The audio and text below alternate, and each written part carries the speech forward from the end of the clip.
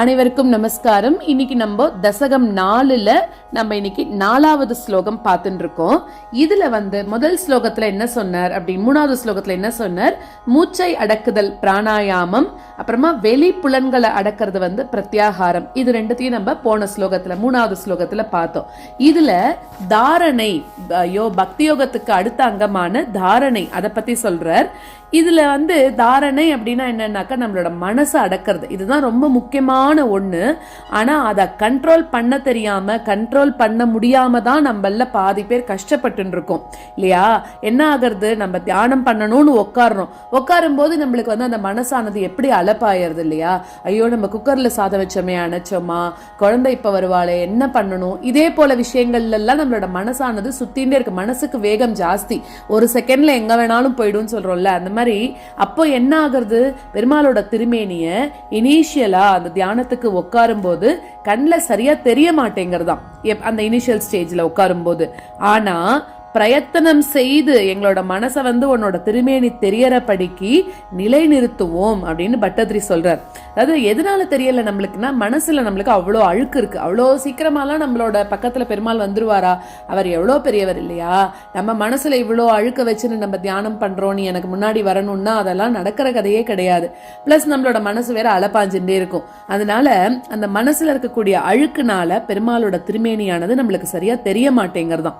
பெருமாளை நினைச்சுட்டு இருக்கிற போதே நம்மளோட மனசு அவ்வளோ இடத்துக்கு போயிட்டு வருது. இதெல்லாம் தான் காரணம் அப்படின்னு சொல்றான். அதனால பெருமாளை அவ்வளோ சீக்கிரம் நம்மளால புரிஞ்சுக்கவும் முடியல.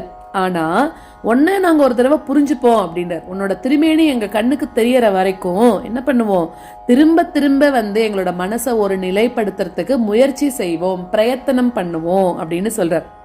இப்படி பண்றதுனால பக்தி ரசத்துல மனம் உருகி போயிடுமா. அப்படியே பெருமாளை அனுபவிக்கக்கூடிய அந்த விஷயத்துல மனம் உருக ஆரம்பிக்கிறது அப்படின்ற இதெல்லாம் எதனால நடக்கிறது, உன்னோட திருவடிகளை திருப்பி திருப்பி இடைவிடாம தியானிக்கிறதுனாலேயே இந்த அனுபவம் எல்லாம் கிடைக்கிறது அப்படின்னு இந்த ஸ்லோகத்துல யோகத்தோட அடுத்த அங்கமான தாரணை பத்தி சொல்லியிருக்கார்.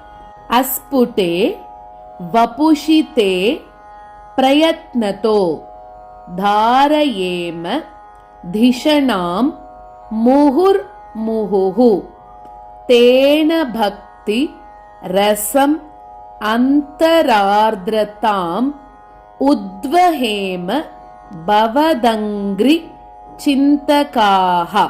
अस्फुटेव पुषिते प्रयत्नतो, अस्फुटेव पुषिते प्रयत्नतो धारयेम दिशनां मुहुर्मुहुः, धारयेम दिशनां मुहुर्मुहुः तेन भक्तिरसमन्तरार्द्रताम्, तेन भक्तिरसमन्तरार्द्रताम् उद्वहेम भवदङ्घ्रिचिन्तकाः, उद्वहेम भवदङ्घ्रिचिन्तकाः.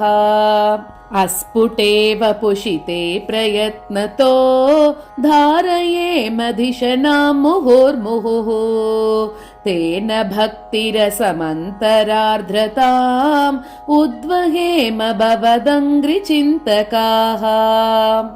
अस्फुटेव पुषिते प्रयत्नतो धारयेम दिशनां मुहुर्मुहुः तेन भक्तिरसमन्तरार्द्रताम् उद्वहेम भवदङ्घ्रिचिन्तकाः.